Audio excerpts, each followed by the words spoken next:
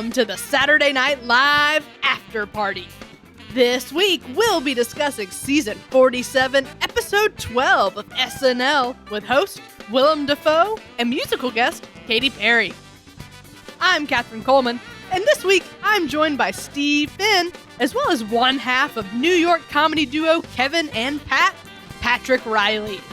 If you'd like to connect with Pat, you can find him at NotPatRiley. And if you'd like to connect with us, you can do so at snlpodcast.com. Enjoy these selected highlights from this week's discussion. And if you'd like to watch our full-length, ad-free sketch-by-sketch review, you can find it exclusively at patreon.com/snlpodcast. It's our supporters that make this show possible. We are so thankful to everyone who's already come on board. All right, here we go.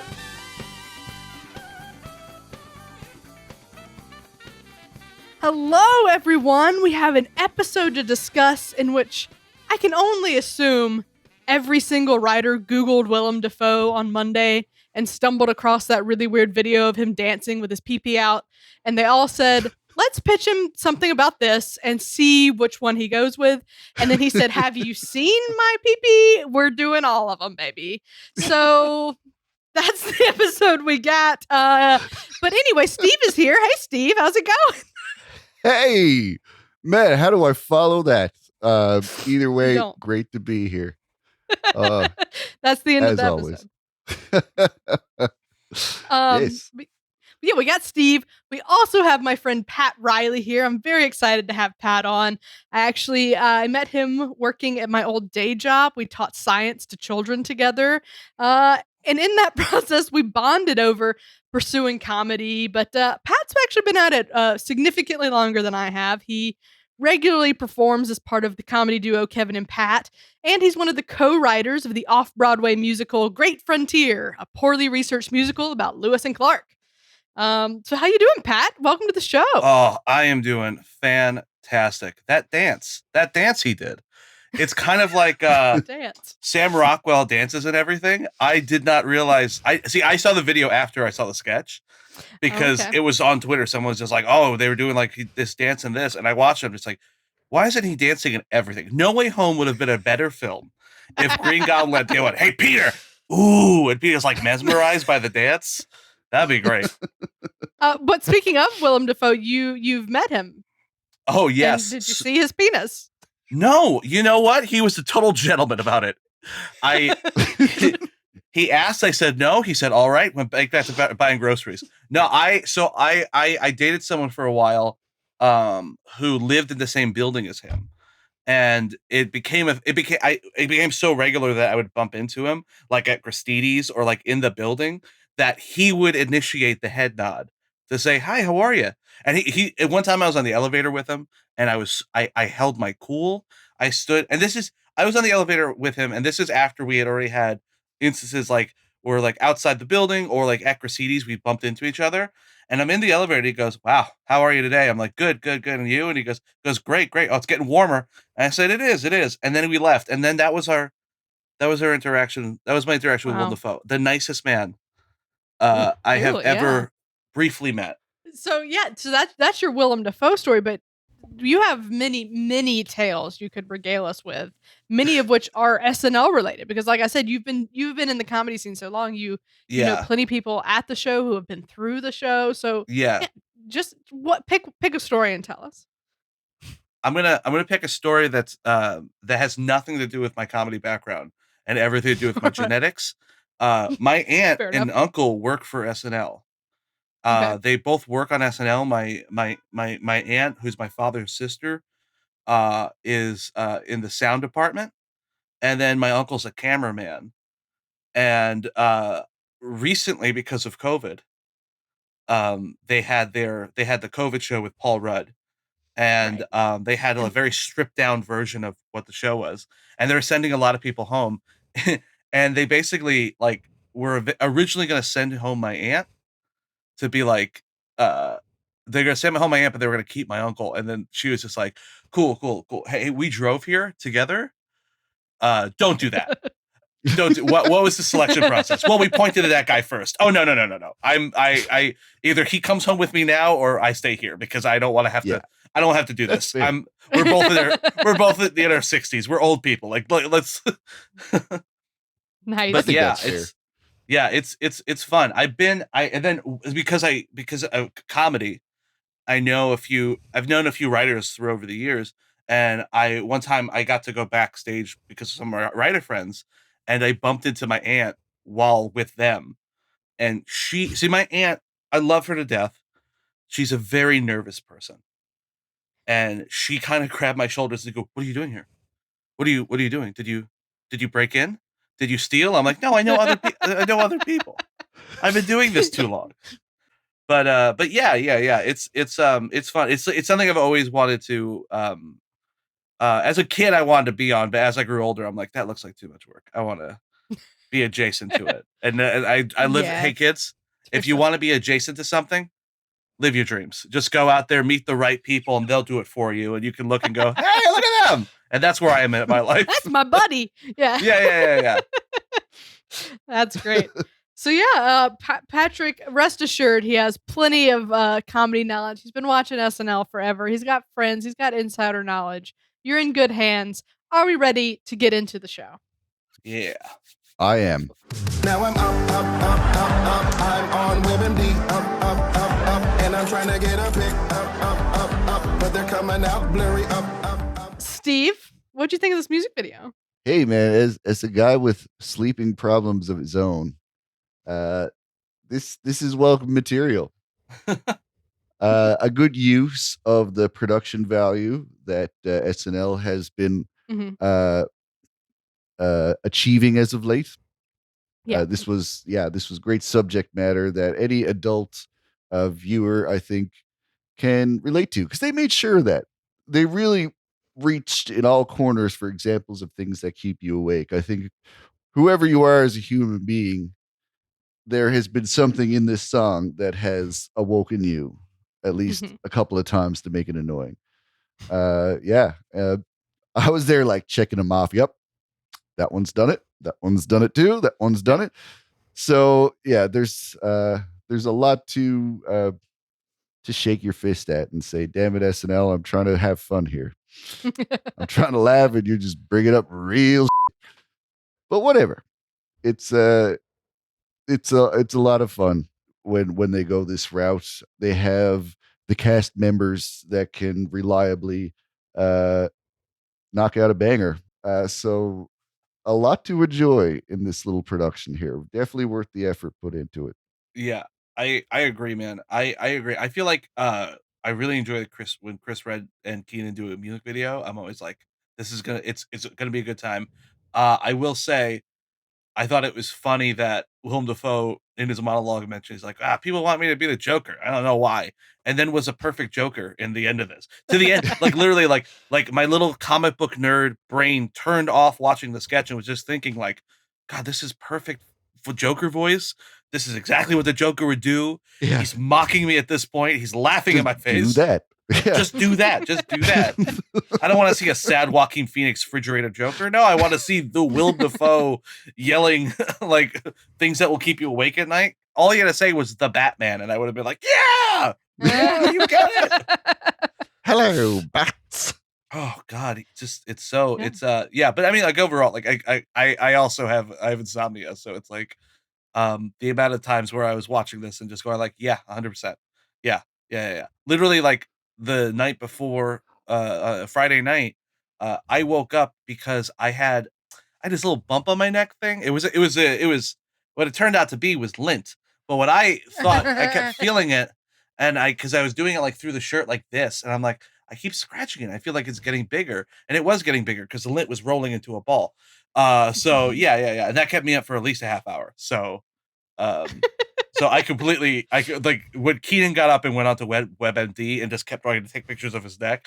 I was like, oh, I just did this. You know, they speak to the real blue collar folk, you know?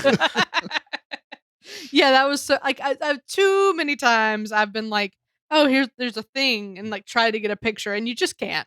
Like the camera refuses to focus on it, and you can't figure out how to get it to focus on your back or your neck or wherever.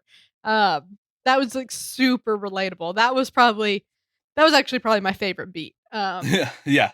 And Yeah. like Steve said, the production on this was so strong. The sets, the editing, everything was really, really top notch. But I don't know, there was something holding me back from just Yeah.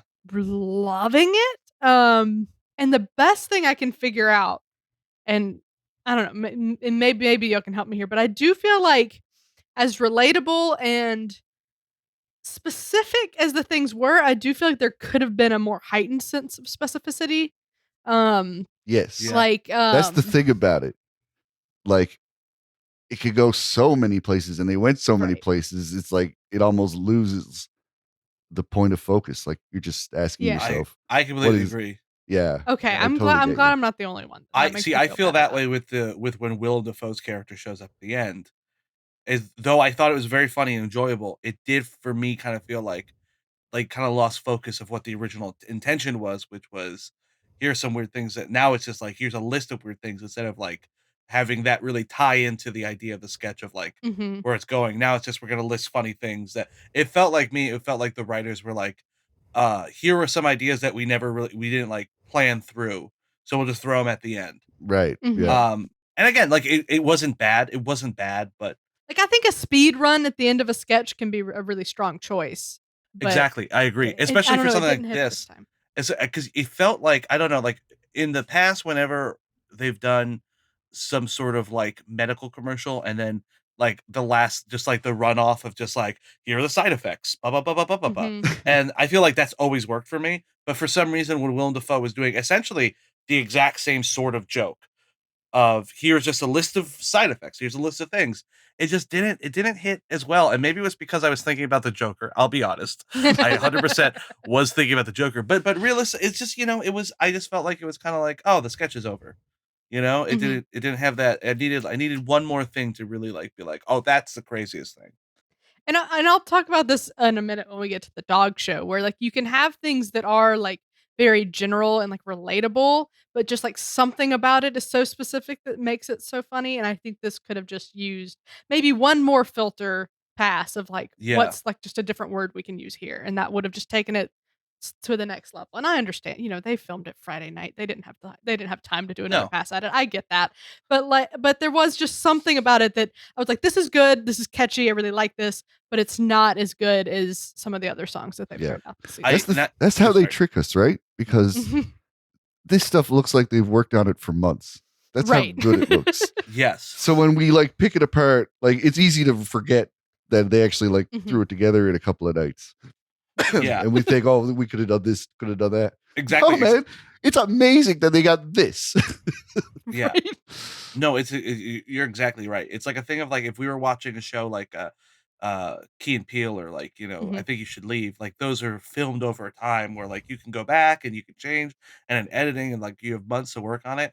But like the fact that like exactly what Catherine was saying, they probably filmed this Friday night, Mhm. that they did this like in a day that Right. they could do this is so impressive. Like it's so Yeah. the fact like this was a product of someone going just quick. We have like 4 more things we have to shoot before we go live. Yeah. Quick, So it's 5 things like- to keep you up at night. Go. Yeah. And it Right. still really works. Yeah. This isn't a Mhm. spot for amateurs. So what we got was definitely good. Maybe if they had an extra 2 weeks on it, there are some things that we would could change, but definitely a good music video. SNL always delivers on production quality. But let's keep going to the 28th annual Badminster Dog Show, and I loved the Badminster Dog Show because much like I mentioned a minute ago, everything was so specific. Like it invoked constant laughter. And just like an example, like everyone knows dogs are afraid of fireworks, right? Common knowledge, relatable thing. They said the 4th of July is a war. That's so much funnier than saying she's afraid of fireworks. Like that is so specific and so heightened in such funny language. And that was on the very first beat of the sketch. And it just kept going from there. So like, to me, this was like the reminder that I needed, and SNL gives me, every month or so I get one of these where I'm like, oh right, I need to go back through that sketch I wrote and change every word to be something more specific, and it will be that much better. 1,000%. See, I loved this. Yes. And Pat, you have like a few elderly dogs, correct? I did. Oh God. I don't want to talk about it, but let's just say this Okay. weekend was hard. Change that. Oh my! Okay. And Back up. but I do, yeah. It's a whole. It was as I was watching this, I had tears in my eyes. It's just like, oh, she was a pain in the ass, wasn't she? But anyway, but I have other dogs. I have other dogs that are still alive, and one of the other dogs I have still alive is named Blueberry. Blueberry is my little Danny. He's a little Danny DeVito dog. He has alopecia. He's balding. He has a crooked penis that he pees sideways. So I know if he's. So I was on the right track. You do relate. It's. I could relate to but especially for Blueberry. My one note in the sketch is who wrote this and do I know them personally? Because this is a story I've told that my dog Blueberry loves people, but if he's in any sort of transportation, he will throw up and cry the entire way. So the fact that Blueberry in the sketch grounded a plane, I was like, yeah, 100%. This sketch, oh man, every time they would ask a question and they would just go, yeah, this is horrifying. This guy, the living with this animal is the one, the Mukes' one where he says, he goes, every day is a nightmare. Every day's a new nightmare. I was like, oh, you're so right. Like he was real quiet and I missed those days. Yeah, exactly. I understand. I also have a rescue dog who, when we first got him, he was like real like agile and great. But now if you try to wake him up before 1 p.m., it's like, he'll stab you. He'll stab you if you wake him up before 1. He understands what a bed is now, you know? Here's something I want to bring up. Do you think it was intentional to make Willem Dafoe look like Fred Willard? Because with that wig on, that's all I could think of. And then that brought me back to Best in Show, the Christopher Guest film. So yeah, to make him look so much like an actor who once played a commentator in a dog show on a movie, it seemed almost like a shout out to. I will say, as someone who watches dog shows, because it's like the thing that my grandmother likes to watch after the Macy's Day Parade. That's how they dress. It just happens to be that Fred Willard looks exactly like the commentator. So I feel like they were just basing the costume on the exact same thing, right? With that. But yeah, so that's why they casted Fred Willard in the first place, because he has that look. Yeah, that they were going for Willem. So it's a third degree. Yeah. Okay, so big win on the Badminster Dog Show. Let's keep going. Peyton Manning is here to discuss Emily in Paris. And interestingly, when I spoke to Pat earlier this week, he mentioned, he was like, yeah, the Peyton Manning episode has one of my favorite sketches in it. So I think he's one of my favorite hosts of all time. Yeah, like this you manifested this to happen in the episode you were reviewing. My only note for the sketch. Win? Yeah, my only note for the sketch is when he came out, I started fist pumping. I don't watch football. I don't like football. I love Peyton Manning. What a fun game. What a fun game for this. Out of nowhere. Maybe my favorite tagline of the night is "There's a season 1." Is my favorite tagline of the night. But yeah, no, this is a big one for me. Peyton Manning's funny. He's my dad's favorite comedian because him and his brother have a talk show on ESPN2 that my father is obsessed with. And they host Monday Night Football for ESPN2. And my I heard father's all about this when I was home because my dad also really likes it. Yeah, and like my dad just keeps like, he'll just be like, hey, you hear what the Manning brothers say? And I'm like, no, not what the Manning brothers said. He's just like, and then I watched it with my dad. I watched when they were dropping the Moon Knight trailer during the Monday Night Football like 2 weeks ago. Honestly, those guys, like, I understand it. Peyton Manning, the Manning brothers are so funny. But especially Peyton, he just understands timing. It's how can you be that good at one thing and then good at another thing? How dare you? Like vastly different things. It's not like he's a tap dancer who also could sing. He's a football player, one of the greatest football players of all time, and then also funny. He's so funny, you know. And this sketch is that, man. Just the that last line killed me. I don't know what else. What else in the sketch did you guys enjoy? I thought this was delightful. Steve, do you agree with Pat? Peyton Manning, he's a polymath. He's a Renaissance man. What can't he do? There's the types of monologues that you write for a non-comedian, non-actor, like musician or athlete, that's written in a way that like you don't have to really do a good job of it to be funny. You know, like a Charles Barkley type of monologue, for example. Like I can't see him doing this and getting any laughs because a lot of this actually relies on something resembling a performance. And we got that. We got a lot of little beats and a new take on feminism finally, and just turning to Jost in that moment. Yeah, I felt like I was watching an athlete performer for the first time, like truly understand what he wants out of his performance, and not just being like, well, here it goes, I'm gonna say the words, and there was really like a craft put into it. And normally that goes over the head of people that come on the show from a non-performing background. They say, well, I know how to read and I know how to say things out loud, so yeah, I could get you a monologue. But I feel like he's like, well, let's just understand all the beats to this and plan it out. I felt like he actually approached this like a professional would. Yeah, the thing I was left wondering was how did this come to be? Yeah. Like, did some writer say, look, I have this really funny idea that like Peyton Manning would come to talk about Emily in Paris, and then they said, oh, no one really has a good Peyton Manning impression, let's see if he'll show up? Or was it like Peyton Manning said, hey, I'd really love to be on the show this week, can you write something for me? Like how I would just need to know how this happened, who called who, because they usually have some sort of football something right before the Super Bowl.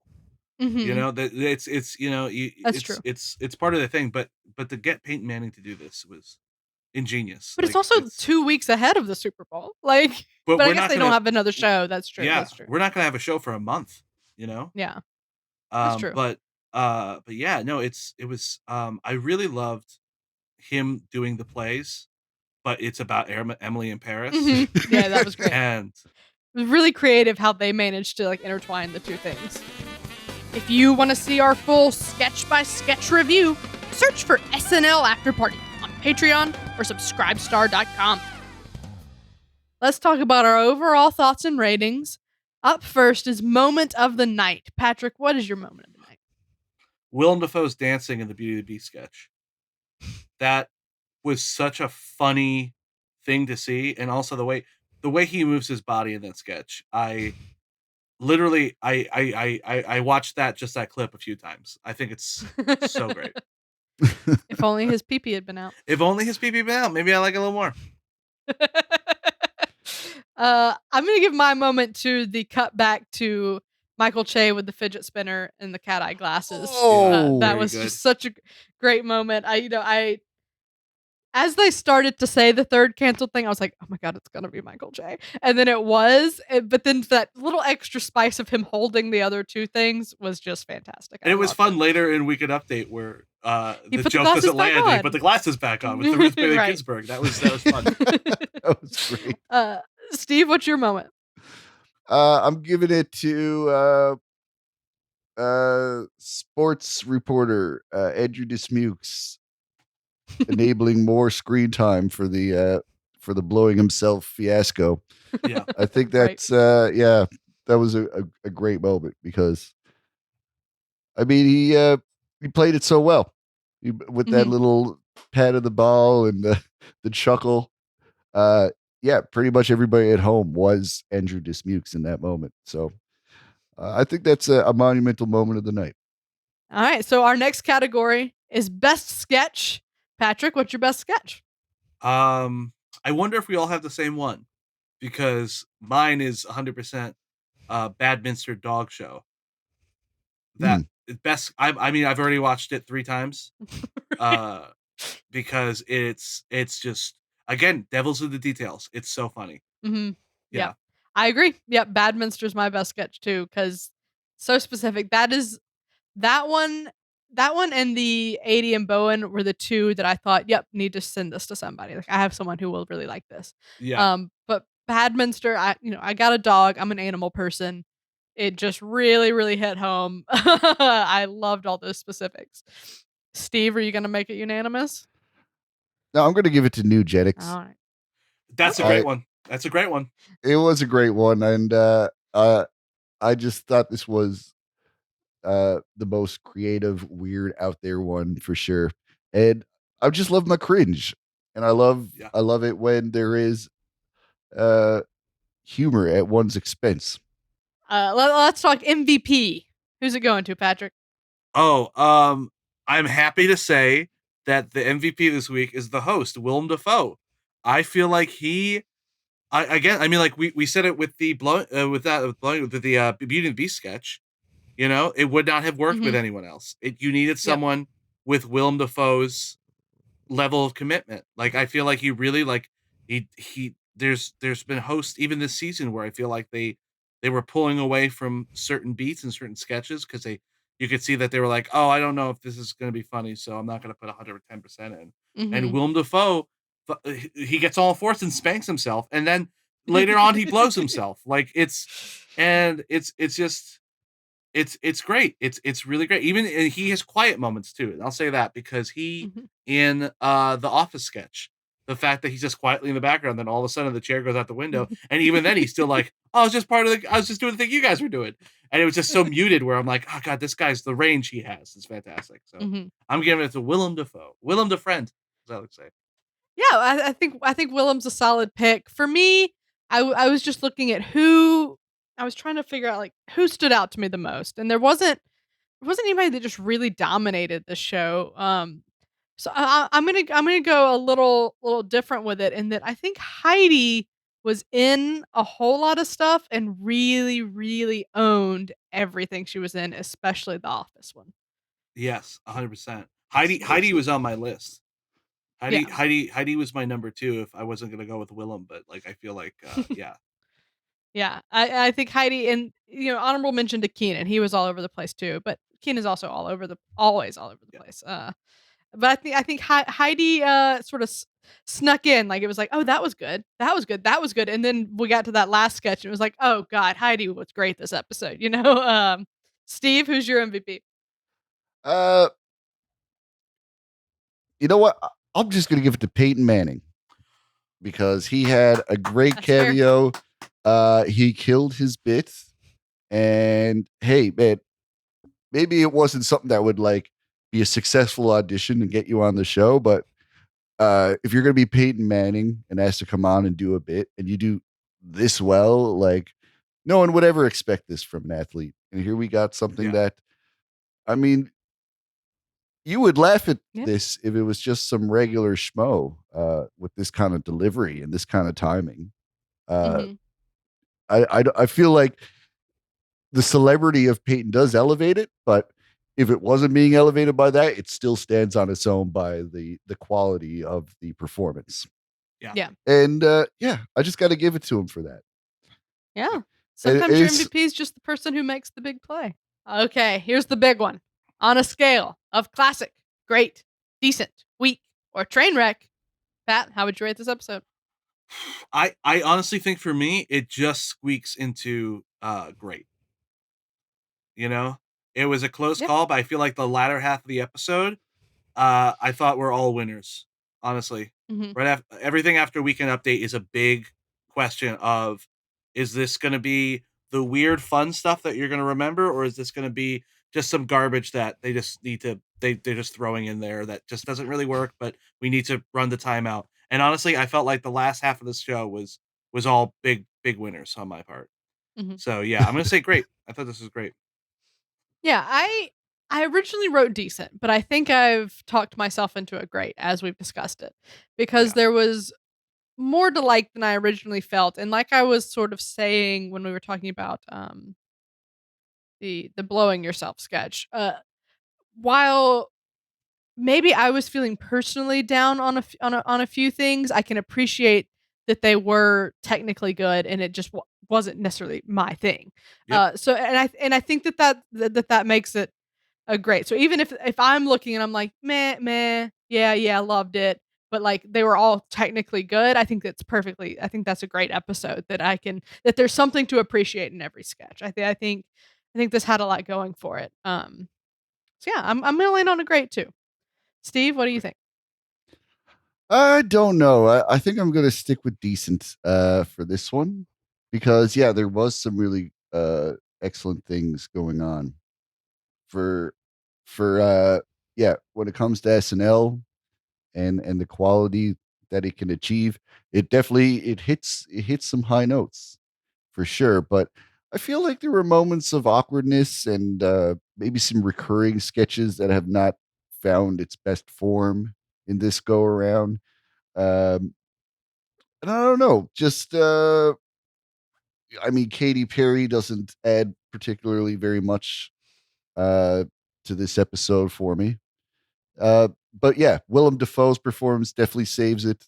His commitment, Peyton's commitment. There's a lot of really nice stuff, but like, yeah, the tenants meeting and the office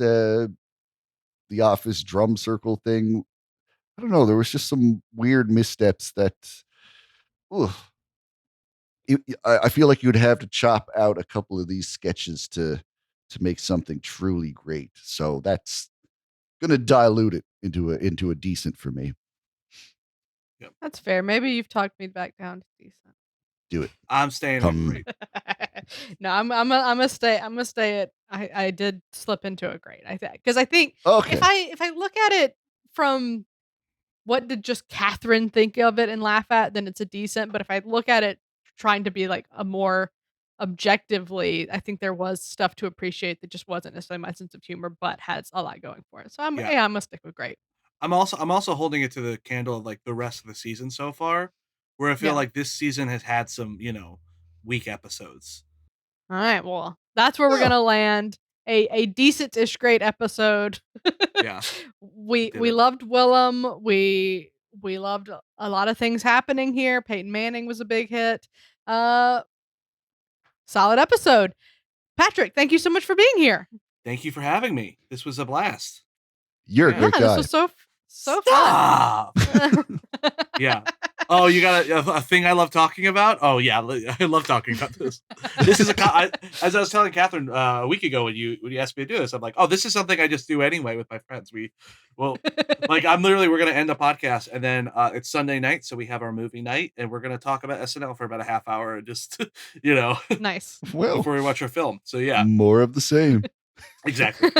Yeah. You have your thoughts fully formed now. And Mhm. Patrick, where can people find you? What do you have going on? Oh, well, I not Pat Riley everywhere on the interwebs. I put out YouTube videos at least 2 times a week. Right now it's just some old stuff I've done for an app called Rizzle, which I do a lot of my Mhm. content for. Rizzle. You can find me on Rizzle. Rizzle's great. Yeah, I have a new series coming out on Rizzle in February, which is a sequel to my very popular series How to Get Viral, which is Nice. series 2 is called How to Get Viral. And the Was it 2's two? in the title. I'm very yeah. Right. Mhm. It's a Fast and Furious. Like, yeah, I'm very proud of it. But yeah, that's coming out. That's coming out Wednesday. It's gonna be the first episode, and I've been working on Nice. it for about 4 months now. And if you guys watch the first series of Let's Get Viral with Patrick J. Riley, it's very much a story arc and a complete story. This one is very much more I actually because quarantine was lifted, I didn't have to be alone in a room. I actually get to go on some adventures, which was a lot of fun to Nice. film. So check that out. So is it Rizzle exclusive? Rizzle exclusive. It will only At be on Not Pat Rizzle for Riley. at least a year. So Nice. and then so check that out. Not Pat Riley. Yeah. Very good. And your shirt. What shirt are you wearing here, Patrick? Oh, that's right. This is my Painting with Patrick, my extremely popular painting series where I paint in my underwear, and I get comments from people who fetishize my body size, and so that's always fun. That's always fun. I thought I started it as a bit where it's like because I started doing this thing as in therapy called rage painting, where it's kind of like spin art, but I use my body to spin the art and get crazy with it.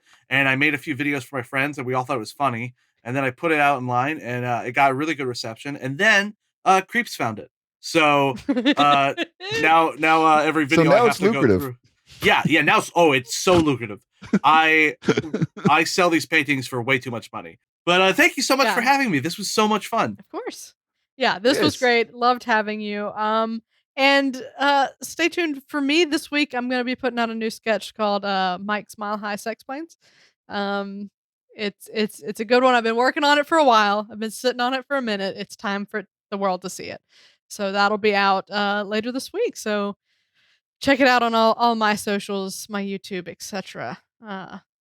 Steve, you got any big plans for the hiatus? Well, I'm just doing my thing. If anybody really cares, they can find some content that I've been producing for Labrador Morning. There are podcasts daily, every weekday. Check it out. Labrador Morning, it's called. It's on the CBC website. You might find a thing or two in there that I've been part of. But Nice. you won't laugh. You won't laugh like some of these things you're talking about. You might say, that's interesting, but you won't laugh. Yeah. Yeah, well, that's maybe why I me and come Steve over can here. plan our virtual putt-putt showdown for the hiatus. Oh, that's fun. Yeah. Patrick, Yeah, you'll we'll have have to to be get there. All right. Well, this was fun. Thanks for being here. And that is a wrap. Thanks to Pat Riley and Steve Finn. And thanks as well to our most generous patrons, Sam Bowers, Neil Weinstein, Justin Gardner, Grace Kogan, and Brian Clark. If you're enjoying our show, please subscribe on YouTube or wherever better podcasts can be found. Your subscription helps us grow, and your support is greatly appreciated. We'll be back in 4 weeks when SNL returns with host John Mulaney and musical guest LCD Sound System. But until then, this has been episode number 153 of the Saturday Night Live Afterparty podcast. I'm Catherine Coleman. That's my story. I'm Stephen Coleman.